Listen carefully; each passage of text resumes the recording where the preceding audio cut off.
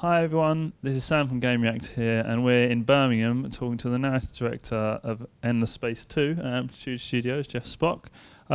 We visited Paris to see Amplitude Studios and see Endless Space 2 in August, and what everyone told us is there's a bit more of a narrative focus in this game. Can you tell us a bit more about that? Yes, one of the negative feedbacks we had from our original Endless Space game was it felt very empty, that it was fun to play and mechanics were good, but the universe had no life to it, had no content to it.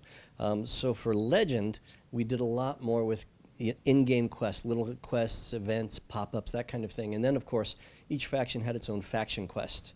So that over the course of, say, the first 2/3 of the game, you would actually go through and sort of learn a bit about the history of the faction, the history of the planet, that kind of thing. So what we're doing now is we're trying to bring that over and, again, improve on it for Endless Space 2. So the factions will have faction quests. They'll be a bit more flexible because we learned, as we learn in every game, in Endless Legend, the faction quests are a bit too limiting. And if you're in a game that really demands a certain kind of gameplay, but your faction quest didn't let you do that, the players are really unhappy with that. So, we're learning and we're doing that kind of thing. But yeah, there'll certainly be a lot more narrative content in Endless Space 2. Not that it will all fall on the player, because we're going to limit sort of how many quests and pop-ups show up at a time. But there's a lot of stuff there, so there'll be a lot of replayability and hopefully a lot of very interesting things happening. What we found particularly interesting is the developers hinted at us that there was an overarching story over all of the factions. What can you tell us about that? What can I tell you about that is the real question. Yeah, well, one of the things we really liked about Endless Legend was this idea that Auriga, the planet, is dying. And that sort of colored the whole game. And it really made a very sort of interesting meta plot, what we call meta plot, meta game to, you're going through and exploring, expanding, and all that kind of thing. So we're doing a similar kind of thing where you'll be in the universe, you'll be playing your faction, you'll be doing your 4X things, but there are things going on in the background. And we've been hinting at them, but we haven't really come out with it yet. But so it'll happen basically after the faction quests end pretty much. Things are going to get interesting, and there's going to be some resolution of a number of little hints and questions that people have been asking. Hopefully, we'll be coming together then. So there'll be it won't be a really formal, structured narrative arc, but there'll be some big events and a little bit more lore coming in and that kind of thing. So we definitely want to add more of that because we got very good feedback about that kind of thing. But no, I can't really tell you anything about it. Sorry about that. Yeah. That's all right.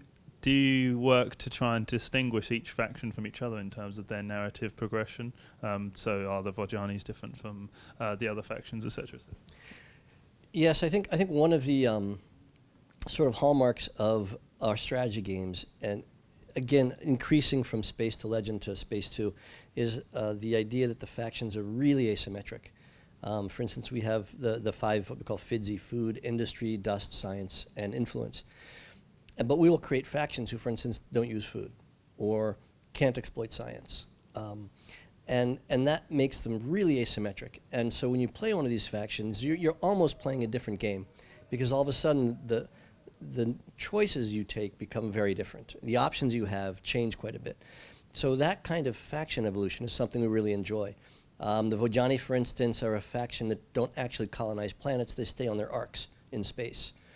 And that means certain things for when they arrive in a system, what they do. If they leave a system, what happens to the system.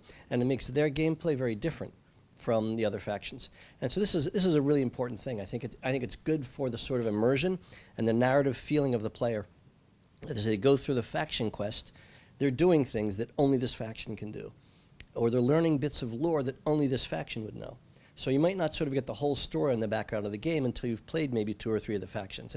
It's that kind of thing that we really enjoy doing to sort of make for replayability, for just the depth of the universe and that kind of thing. In games like shooters or in other games, you might have cutscenes to deliver the narrative to the player. How does Endless Space deliver the narrative to the player? It's very different. In a traditional action type game or adventure game, in fact, most game genres, you'll have a very traditional story structure. The problem is, and those work very well if you want to do Tomb Raider or Last of Us. Those work really well with this sort of a very classic, almost Aristotelian story structure to it of the growth of the hero becoming something. In a 4X game, because they're procedurally generated, because they're random, it's really, really hard to say what's going to happen when, because you don't know when things might happen or where they might be or anything like that. So what we're very big on is what the industry calls, I can't pretend we invented it, emergent narrative, where it's a combination of the bits of story we put in the game and the mechanics, the 4X mechanics of the game, hopefully coming together to create a player story, where it's really the player playing his narrative rather than the player playing a narrative that was set up by the designers. So, it's that sort of changing point of view of whose story is it and who's telling it. That's what we're trying to do. And it's a very interesting challenge, and we're not entirely there yet. But, each game, we're getting a little better at it. So that's what we're shooting for. Has it been a challenge trying not to sacrifice any of what makes the 4X game a 4X game while doing narrative into it as well? Yes, I think when I was initially coming to grips with doing narrative for our games, I was coming with a tool set from Heroes of Might and Magic, from Ruse, from some action-adventure games I'd done. So I was looking at this 4X game saying, okay, how do we put the story in? I was looking at saying, but the pieces aren't there. There aren't maps that are fixed. There aren't events that happen at certain times. I can't control what the player does. I can't even control what the galaxy he's playing in looks like. So it's just, we pretty quickly had to say, okay, traditional narrative is just out the window.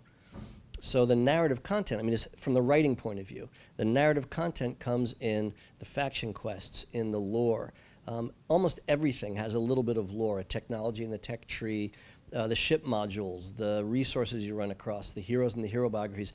Everything has a little bit of lore, and so what we're trying to do is just sort of give this rich, deep background to kind of everything you touch in the game, in the hopes that this sort of the richness of the universe and the mechanics of the gameplay will come together into a really interesting story that is again the player story.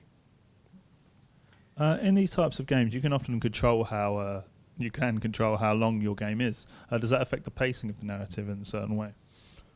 Yes, pacing of the narrative is always a really difficult thing, because even if we're doing something which is relatively structured, like a faction quest, where it starts as the inciting incident, the rising tension, the climax, that whole thing, you don't know if that first bit's going to be 6 turns or 15 turns. And then the next bit, that might be 30 turns because the galaxy generation happened to have this thing a little further away.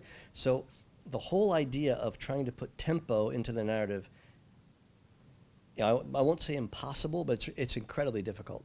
And that's one of the really interesting challenges is working with the designers and the programmers to say, okay, we want this kind of thing to happen. How can we have this kind of thing happen realistically within the next 5 to 10 turns? And so a lot of the story structure comes into trying to determine the objectives and how the objectives might work and what the reward is and how that reward is tied into the gameplay and how that kicks off the next bit of narrative. So it's, intellectually as a storyteller, it's very interesting, but it's also a real pain in the neck if you just want to tell a story, because it doesn't lend itself to that. And just in general with the game, how is the development process going, and especially in terms of narrative as well? I've been really happy. One of the advantages is with each game we have bigger teams now too. And we just brought in another full-time writer, a guy named Steve Gaskell, a really good writer, British guy, who's full-time with the studio now. We have a dedicated member of the design team as well, who's just doing sort of the quest design and the event design and that sort of thing. So we have a bigger team. So it's, first of all, it means more ideas. When you're working with more smart people, you get more ideas. It becomes more interesting. We can put more content in. The issue we're having is gating that content, because we don't want to fill. We don't want the game to be called endless questing, right? It's endless space. So we don't want just a series of quests and events to happen and the player always react. We want the player to play the game they want to play and have these things just as rising tension, a little reversal, a little surprise, a little bonus, a little pat on the back, Sprinkle the traditional narrative bits in like that. And with a more experience and a little bit bigger team, I've been really happy with the way that's working out in Endless Space 2. I think we have a really sharp design team. I think we have an amazing art team. So it's a real pleasure to see, things we thought of on Endless Space 1. We're just like, no, forget it. We're never going to be able to do that. We can do them now. And that's really exciting to see. I'm really having a lot of fun with that. Yeah. Amplitude have always maintained that player feedback is really important to them. And how has that impacted the narrative side of the game? It's, again, part of the issue of being in the 4X genre is that every time it's randomly generated. Every game is new. Every game is different from the previous game. And even though we play constantly and we bug fix and everything, there's these amazing off-the-wall balance problems that show up one time out of 100. And we don't have enough hours in the day to find all those. And we also don't have enough hours in the day to go through and figure these things out and then say, well, let's use that. What interesting story could come from that? How can we use these surprises? Having the community there is great, because the community, they'll find the edge cases. They'll give us recommendations and ideas. And if they get some more content, we show them something, they'll say, oh, this is good. It could be better like that. What about using this? We love the feedback with that. I mean, we have a very engaged community, and their feedback does a lot. They're not testers. I want to really get away from the idea that early access and community work is testing, because they're not there to find bugs. They're there to make the game better. They're there to show what clever ideas they have to improve our systems and our narrative. So I love relying on them for that. And they're always coming up with really good ideas. And it's really fun because we always sort of breadcrumb a little bit, little hints. And it's really fun to go on the forums and see them thinking, oh, you saw this, so that might be that. I bet these guys are going to be coming soon, and they're going to be like that. And, it's a really entertaining sort of iterative cycle with the community coming up with these things. Cool. And when can Endless Space fans get their hands on Endless Space 2? Yeah, I'm not the guy to answer that. Our early access, all I can say is it's very, very soon. As soon as possible. We're going through some final builds. We're not happy enough with the quality level, so the date's sliding a little bit. But I can't say anything more than that. I think we'll have to talk to the professionals doing the marketing release dates. Sure. Thank you very much. Sorry about that. Thank you very much for your time. Anyway, Thank you very much. Thank you. Nice talking to you. Thanks.